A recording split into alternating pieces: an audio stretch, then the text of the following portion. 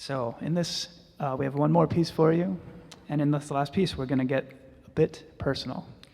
That's right. About a few years ago now, I got divorced, and it was 2 years ago that Doug wrote to me to ask me to contribute a piece to this show. And for a long time, I felt really terrible about what happened, and so when Doug wrote to me, guilt and regret were my two favorite feelings. So the scene from Moby Dick that you chose is called The Pequod Meets the Rachel. Yeah, and in this scene, two ships meet in the open ocean, the Pequod and the Rachel, and the captain of the Rachel is begging Captain Ahab to help him save his son, who has been lost at sea. And Ahab refuses to help, and the two ships part ways. So this was kind of my inspiration for the fact that I, too, had parted ways and could no longer follow. Before we play this one, we just have to thank a couple people. Obviously, First Presbyterian Church for having us today and all of you for being here. Also, the Regional Arts and Cultural Council for funding part of this project. And Oregon State University for having us. We did a residency earlier this week teaching about this piece and how this group works together, and had a really great time working with our students and performing at the Majestic Theater. So thanks to all of those people, and there are many more, and also a huge thanks to Nora, who's here, and thanks so much.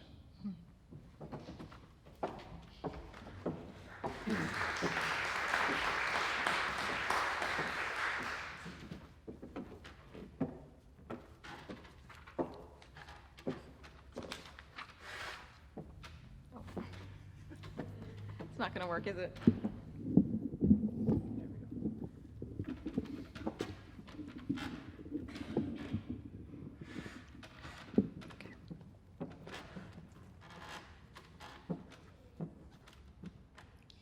His son, cried Stubb. Oh, it's his son he's lost. I take back the coat and watch. What says Ahab? We must save that boy. Meantime now the stranger was still beseeching his poor boon of Ahab, and Ahab stood still like an anvil, receiving every shock without the least quivering of his own. I will not go, said the stranger, till you say aye to me. Do to me as you would have me do to you in the like case. For you too have a boy, Captain Ahab, though but a child and nestling safely at home now, a child of your old age too. Yes, yes, you relent, I see it. Run, run, men now, and stand by to square in the yards. Avast, cried Ahab, touch not a rope yarn. Then, in a voice that prolongingly molded every word, Captain Gardner, I will not do it. Even now I lose time. Goodbye, goodbye. God bless ye, man, and may I forgive myself, but I must go.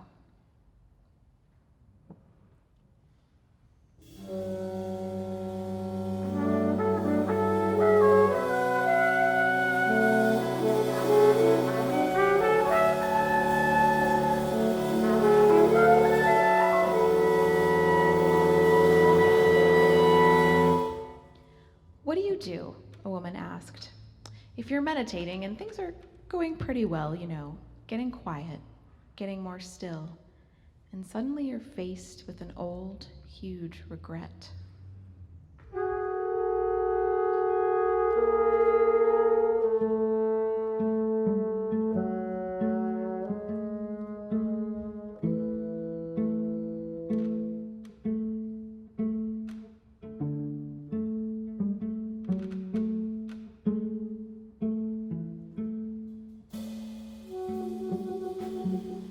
I was on meditation retreat, about to enter 7 days of silence.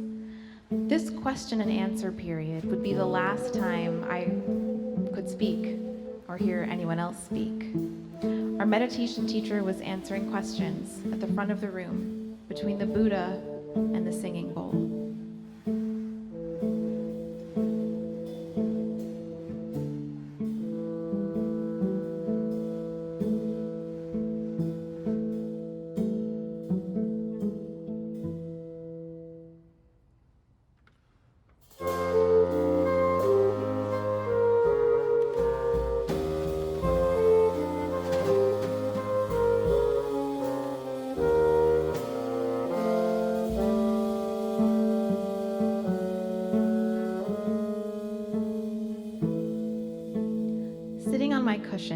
4th row. I didn't move. No one did.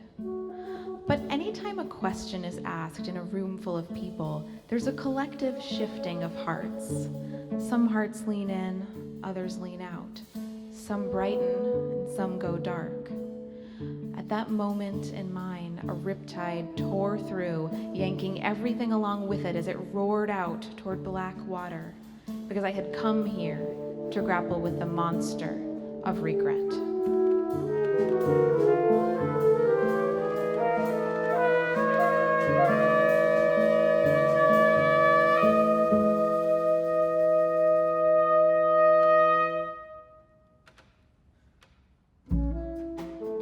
Our teacher spoke about learning to experience the body of regret, learning to identify every star in the constellation of regret.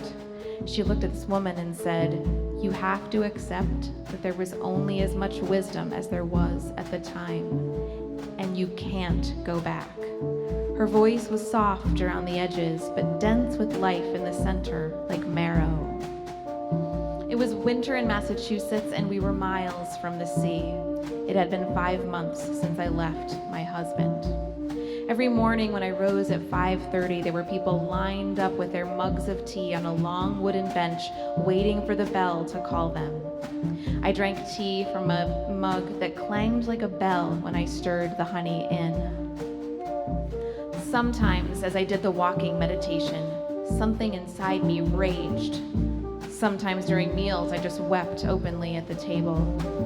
For the first time in 5 months, I could see that I was sitting at the bottom of a pit of self-blame so deep, whose depths I could not fathom.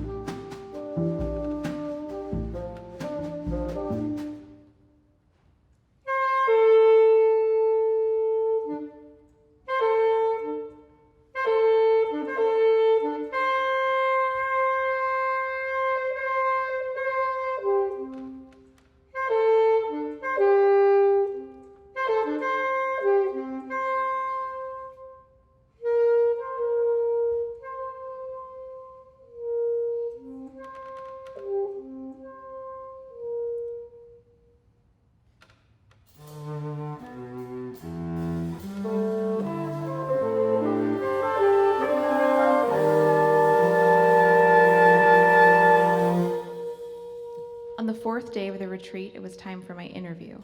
I could speak again. This was my chance to talk to the teacher about issues in my life, my meditation practice, without anyone else hearing. She was more than just a teacher. This was the woman who had visited my family when my mother was dying. Her visits had brought real comfort to all of us. She's like an angel, my mother had declared. I removed my shoes and entered her room.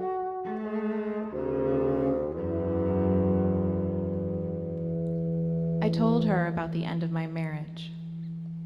After 7 years of trying doggedly to make my husband happy, to make us both happy actually, I had given up and left. We were 2 ships who had been sailing in parallel lines, but I could no longer follow. I had tried to be kind, but he was hopelessly angry. He would not forgive me, and without his forgiveness, it felt almost impossible to forgive myself. I had so many questions for her. Could I ever get him to forgive me? Would he forgive me if I ignored him for a while? Would he forgive me if I followed him relentlessly? Could I tempt him towards me with anger? What about righteousness?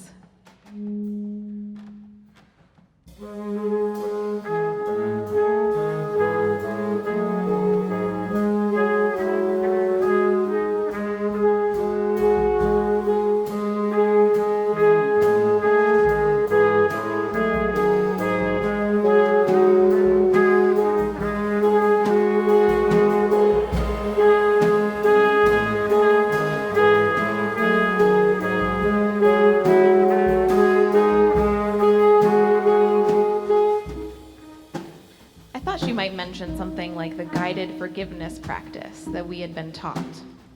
It has 2 parts. First, you say, "I see and feel the pain I've caused you, and I'm sorry."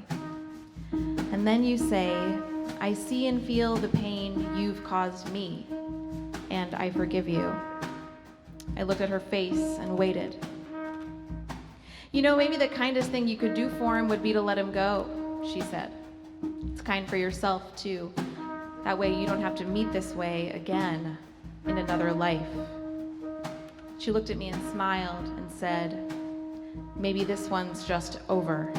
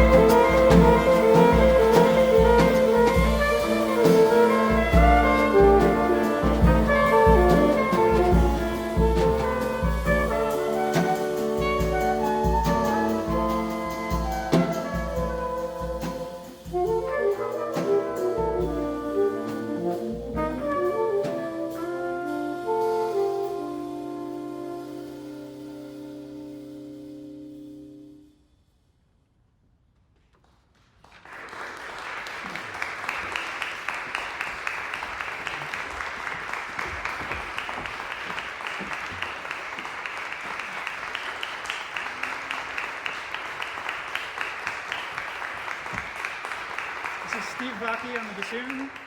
Steve Vaki. Hashem Asadolhi on the saxophone. Ryan Bezak on the drums. John Hubbard on the cello. My name is Douglas Dietrich. Thank you. And this is our special guest, Ellen McSween.